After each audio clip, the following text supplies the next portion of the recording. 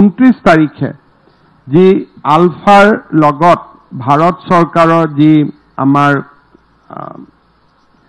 চুক্তি হল তাৰ বিষয়ে মই দুটা পইণ্ট এই চুক্তিখনৰ দুটা দিশ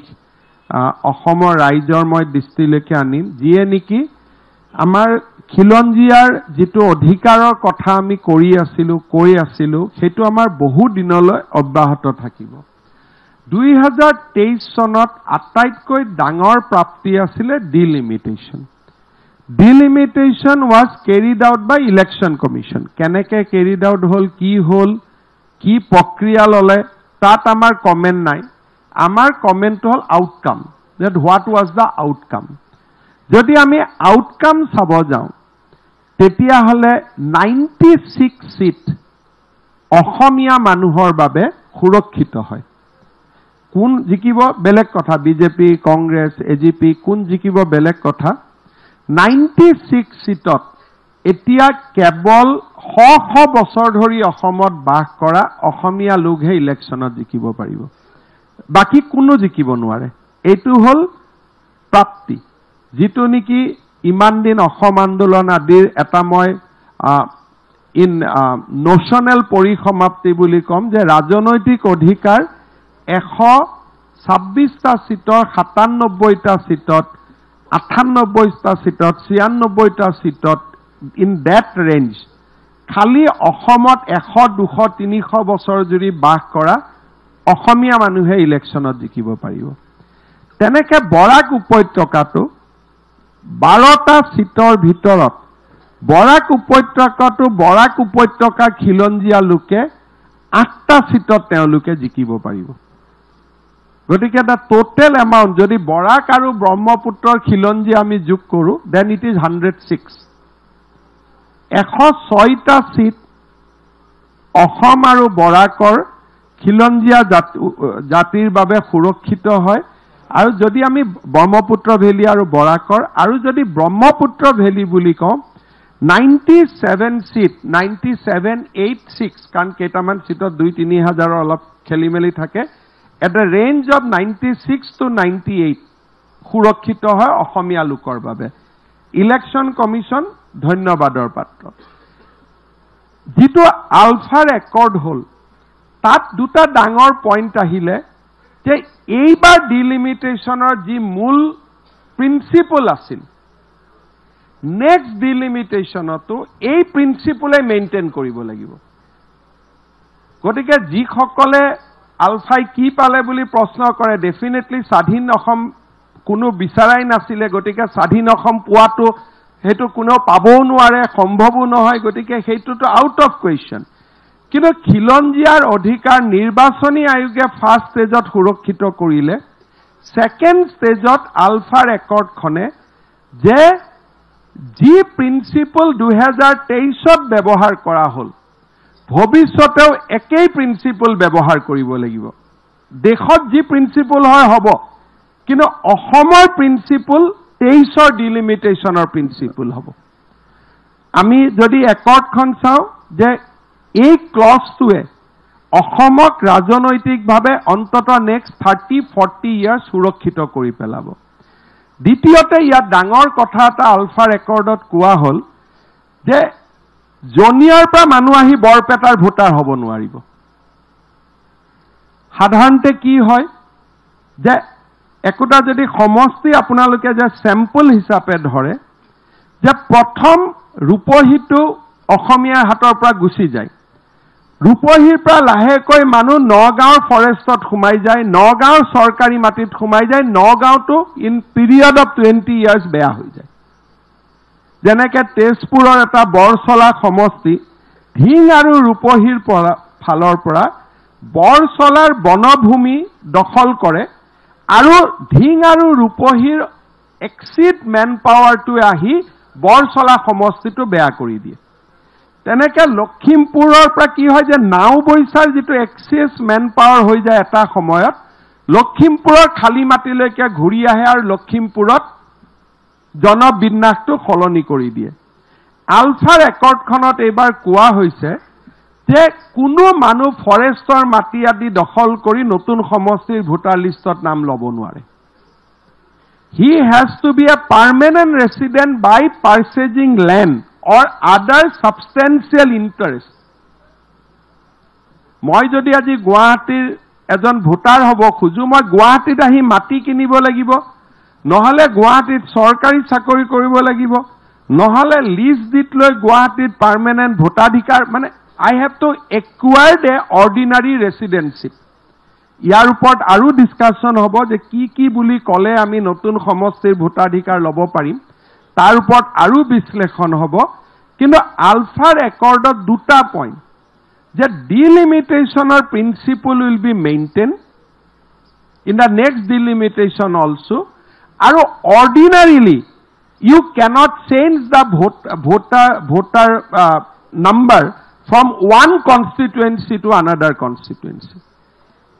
Eta hajutu jodi lahe lahe beya hoy ase hajur pura goi borkhetrit kene okhomot ki hoisile borkhetritu beya hol borkhetrir pa lahe koi hajutu beya hoy gol কেনেকে হাজুটো বেয়া হৈ গল কাৰণ হাজুত সৰকাৰী মাটি আছিল সৰ আছিলে গতিকে বৰক্ষেত্ৰীৰ পৰা জুনেই মানুহ আহিলে তাৰ হাজুৰ ভোটাৰ লিষ্টত নাম লিখাই দিলে বৰক্ষেত্ৰীত কমপ্লিট কৰি ললে কয় হাজুলৈকে আহিলে এটা সৰকাৰী মাটি দখল কৰি থাকিলে বা বনভূমি দখল কৰিলে অৰ্ডিনাৰিলি ভোটাৰ নামটো আপুনি চেঞ্জ কৰিব নোৱাৰে আপুনি ভোটাৰ হ'ব কিন্তু অৰিজিনাল সমষ্টিটোত ভোটাৰ হৈ থাকিব ভোটাৰ অধিকাৰ আপোনাৰ কাটা না যায় but it will be in your original constituency সেঙাৰ পৰা হি গুৱাহাটীত ভোটাধিকাৰ হ'ব নোৱাৰি সেঙাতে থাকিব লাগিব ভোট লৈ মানকাছাৰ পৰা হি হাজুত থাকিব নোৱাৰে মানকাছাৰতে থাকিব লাগিব যেতিয়ালৈকে হাজুত বিয়া বাৰু মেদি পট্টা আদি লৈ ক্যাৰেক্টাৰিষ্টিক লোকসভাত পাছ হ'ব গুটেই কেটা ক্যাৰেক্টাৰিষ্টিক যদি হি একুয়াৰ কৰিব নোৱাৰে So, অসমীয়া জাতিৰ ৰাজনৈতিক সংৰক্ষণত ইয়াতকৈ ডাঙৰ হিউজ এচিভমেন্ট কেতিয়াও হোৱা নাই সো মই আলফাৰ প্ৰটক ফেকশনক ধন্যবাদ জনাম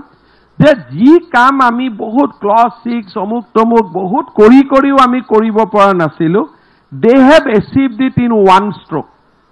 মূল্যায়ন হোৱা নাই কাৰণ আমাৰ মানুহে ভাবিছে স্বাধীনতা ডিমান্ড কৰিছিল স্বাধীনতা কেনেকৈ পাব নাপালে দেখোন একো কাৰণ আমি তো স্বাধীনতা নিদিও হেতু আমাৰ সমস্যাও নহয় আমি বিচাৰাও নাই আৰু কোনো মানে ভাৰতৰ পৰা ওলাই যাব খোজা নাই গতিকে ইন দ্যাট কনটেক্সট যদি কোনোবা একৰ্ডখন চাব যায় তাত একো নাপাব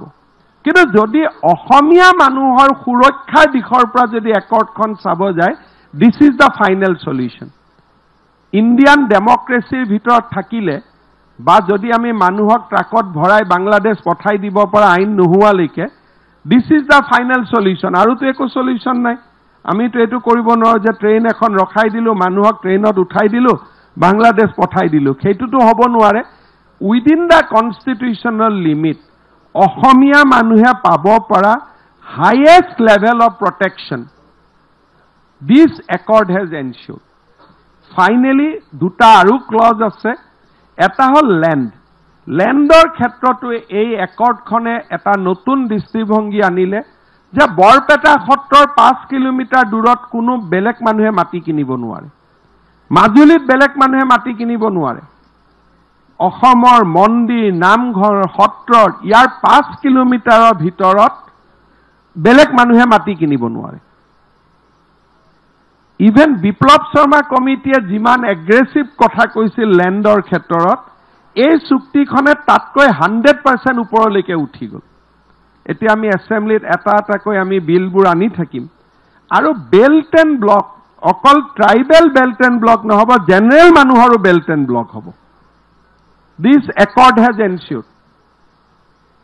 যদি কোনোবা জেনাৰেল মানুহে একেলগে বহি কয় যে আমাক ইয়াত বেল্ট এটা বনাই দিয়ক উই ক্যান ক্ৰিয়েট এ বেল্ট নাও যে সানমাৰি ইজ এ বেল্ট যে এই সানমাৰি বেল্টত সানমাৰিৰ বাহিৰৰ মানুহে মাটি কিনিব নোৱাৰে আনলেছ হি যে এছটি এছসি অৰ সেই বেল্টৰ যদি মূল বাসিন্দা নহয় গতিকে এই একৰ্ডখনে অসমলৈ ভাবিব নোৱাৰা সুৰক্ষা অসমীয়া মানুহলৈকে ভাবিব নোৱাৰা সুৰক্ষা এই একৰ্ডখনে কঢ়িয়াই আনিলে মই প্ৰটক ফেকশনকো ধন্যবাদ জনাম মোদী ডাঙৰীয়া অমিত শাহ ডাঙৰীয়াক ক্লজ 6 ৰ ৰিপৰ্ট উলিয়াওক এটা কৈ কৰবাত যদি কৈছিল 76% আমি 80% এচিভ কৰিছো বেল্ট এণ্ড ব্লকৰ কনসেপ্ট ট্ৰাইবেল বেল্ট এণ্ড ব্লকৰ পৰা we have created general belt and block যে এতিয়া যদি কয় যে মহাভৈৰৱ অঞ্চলটো বেল্ট এণ্ড ব্লক কৰি দিব লাগে পাব্লিকে খালি ডিমান্ড কৰিলেই হ'ল যে মোৰ বৰপেটাখন বেল্ট এণ্ড ব্লক কৰি দিব লাগে তাত জনজাতীয় লোক থাকিব নাথাকিব ইস্যু নহয় ইভেন জেনাৰেল মানুহৰ কাৰণে belt and block can be created so it has gone much beyond clause 6 committee এতিয়া কোনোবাই যদি ভাবে যে মই স্বাধীন বিচাৰিছিলো স্বাধীন বিচাৰি 3000 লৰা আমি মৃত্যু হলো কি পালো হেতুটো 3000 নহয় অসমীয়াই আৰু যুদ্ধ কৰিলেও স্বাধীন নাপাও আমাৰ মেইন দাবী এটো আছিল যে খিলঞ্জিয়াৰ সুৰক্ষা মাটি পলিটিক্যাল ল্যান্ড এণ্ড পলিটিক্যাল দুইটাৰ সুৰক্ষাৰ ক্ষেত্ৰত এই একৰ্ডখনে হাইয়েষ্ট লেভেলৰ কাম কৰিবলৈ সক্ষম হৈছে আৰু মই ভাবো যে একৰ্ডখন খুব ভাল কৰি পঢ়িলে তাৰ যিবিলাক আমি যেতিয়া ডিমিস্টিফাইড কৰি গৈ থাকিম কাৰণ ইয়াত একৰ্ডটো পুৰা 3 লাইন লিখা থাকিব এতিয়া এছেম্বলিত আইনবিলাক আমি আনিব লাগিব গতিকে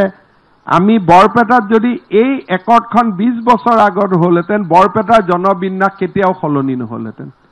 এই একৰ্ডখন যদি আজিৰ পৰা 10 বছৰ আগত হলহেতেন সুন্দৰদিয়া সত্ৰৰ জনবিন্যাস পৰিৱৰ্তন নহলহেতেন গতিকে আজি এই একৰ্ডখনে এটা ভাবিব নোৱাৰা অসমীয়া মানুহৰ বাবে সুৰক্ষাৰ কবচ লৈ আহিলে আৰু when I said Assamese আমি খুব নেৰু হ'ব খোজা নাই যোনে অসমত যুগ যুগ ধৰি বাস কৰি আছে we are recognizing everybody as a Assamese আৰু আমি খুব সুন্দৰ কৰি ইয়াত আগুৱাই যাব পাৰিছো আৰু এটা আমাৰ ডাঙৰ ইয়াত এটা আমি একৰ্ডখনৰ জৰিয়তে পাব সক্ষম হৈছো সেইটো হল ইমান দিন ওবিসি ৰিজাৰ্ভেশন পঞ্চায়ত আৰু মিউনিসিপালিটিত নাছিলে এই একৰ্ডখনৰ জৰিয়তে at least Moran Matak Koch Rajbongshi Ahom a large representation can be there in panchayat and municipality তাৰ উপৰিও 1.5 লাখ কোটি টকা অসমত নিবেশ হ'ব আমি যদি চাও যে এটা স্তিমিত হৈ যোৱা আন্দোলন এটাক চুক্তিৰ জৰিয়তে জীবন্ত কৰি অসমীয়া মানুহক সুৰক্ষা দিয়াৰ কাৰণে মোদী ডাঙৰীয়া has chosen this accord as a instrument যদি আপোনালোকে কয় যে আজি প্ৰটকৰ লগত কোনো চুক্তি কৰাৰ কোনো প্ৰাসংগিকতাই নাছিল এটা সীমিত হৈ যোৱা এটা এজিটেশন আছিল বাট আমি consciously central government and state government has decided to activate that সীমিত হৈ যোৱা বস্তু এটাক আমি আকৌ উজ্জীবিত কৰিম যাতে অসমীয়া মানুহৰ স্বাৰ্থত আমি তাক ব্যৱহাৰ কৰিব পাৰো যদি কোনোবাই কয় যে অৰবিন্দ ৰাজখোৱাই কি পাব অনুপ চেতিয়াই কি পাব they are not in public life for last 14 years যেতিয়া অনুপ চেতিয়াই কথাটো কৈছিল কোনোবাই তাৰ বিপৰীত এটা ব্যাখ্যা দিছিলে they are out of people mindset তেওঁলোকে না বন্দুক চলাইছে না গুলি চলাইছে না আন্দোলন কৰিছে না পাব্লিকলি এক্টিভ আছে they have taken a different life তেওঁলোকক লাগিছিল ৰিহেবিলিটেশন যে আমাক লৰা ছোৱালীকেইটাক ৰিহেবিলিট কৰক আমি নিজৰ জাগালৈ গুচি যাওঁ কিন্তু মোদী ডাঙৰীয়া আৰু অমিত শাহ ডাঙৰীয়াই সীমিত হৈ যোৱা এটা আন্দোলনক আমি উজ্জীবিত কৰি we created this accord as a instrument যে একৰ্ডখন নহলে আমি এবিলাক কৰিব নোৱাৰো we make it a instrument to secure the future of the people of Assam গতিকে মই ভাবো যে এই একৰ্ডখনে এটা বহুত ডাঙৰ অসমৰ কাৰণে কাম কৰিব পাৰিলে মই তাৰ বাবে আলফা প্ৰটক ফেকশন আৰু প্ৰধানমন্ত্ৰী মোদী ডাঙৰীয়া আৰু আমাৰ গৃহমন্ত্ৰী অমিত শাহ ডাঙৰীয়াক মই ধন্যবাদ জনাইছো